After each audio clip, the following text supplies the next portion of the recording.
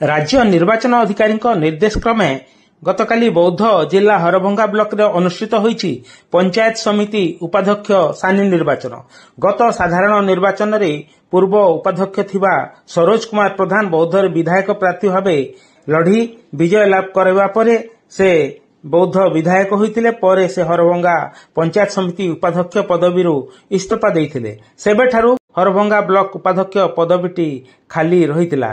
तेबे एही पदवी पई निर्वाचन अनुष्ठित होईछि एवं कान्हूचरण नाथ निर्द्वंद्व रे निर्वाचित होइछंती। सूचना थाउ कि हरभंगा ब्लॉक रे 22टी पंचायत होइथुवा बेले गत पंचायत निर्वाचन रे 12 जन बीजेपी समर्थित समिति सभ्यंक भोट पाई सरोज उपाध्यक्ष पद हातेइथिले ओ तांका पत्नी स्नेहलता प्रधान अध्यक्ष पद हातेइथिले। आउ 10टी भोट बीजेडी पक्षर प्रार्थी को जाइथिला। तेबे सरोज गत 4/6/24 रे निज पदरु इस्तीफा देइथिले। एही पद पई कुसंग पंचायत समिति सभ्य कान्हूचरण नाथ नामांकन पत्र दाखल करथिले।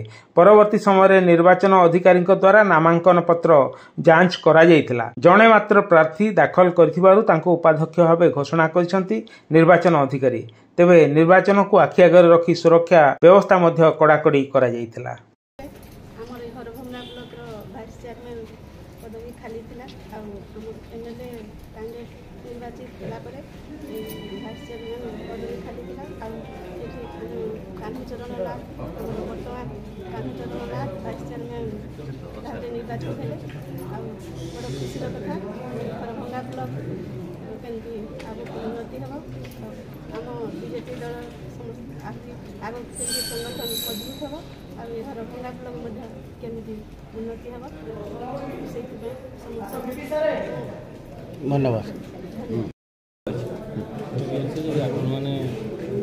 कौन समस्या नहीं कि अंचल समस्या पर किसी पचार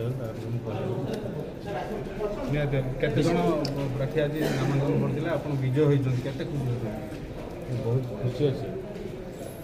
नामांकन तो आम आम दल तरफ करते जड़े मात्र सिंगल आम प्रार्थी यही प्रार्थी प्रतिद्वंदिता कर छात्र जीवन आप क्यों दल प्रतिनिधित्व कर आसिले विशेषकर आगामी दिन में ब्लॉक अंचल ब्लॉक लोक कौन कर सरोज प्रधान जो दल अच्छे से दल अच्छे भविष्य से जो दल को जी से दल रही आउ कौन कहवा लोक आगामी दिन में केमती रहा काम कर एरियार समस्या तो अनेक अच्छी समस्या को समाधान करने आपण समस्त सहयोग भी दरकार अच्छे ए गणमाध्यम प्रतिनिधि मान भूमिका भी अच्छी तेणु समस्त साहाय्य सहयोग रहिले एवं विधायक आज जी साइंट बौद्धर सी भी आज बड़ पदपदवी अच्छा भी सहयोग आवश्यकता अच्छी तेणु समस्त साहाय्य सहयोग रही अंचल समस्या उपनिर्वाचन ए सर्वमोट 12 जन समिति सभ्य सभ्या जोग देइथिले एवं श्रीयुक्त कान्हूचरण नाथंकर सपक्ष रे 2 गोटी नामांकन पत्र दाखल होइथिला एवं जांच पर से 2 गोटी नामांकन पत्र कायम रहिथिला।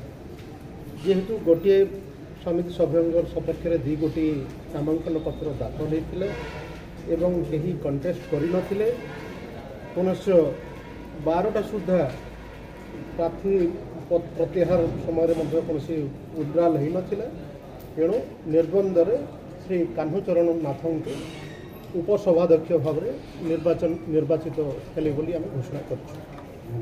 बौद्धरू प्रभात नायक रिपोर्ट उपस्थापना वीरेंद्र कुमार पाणिग्राही जनमुख न्यूज।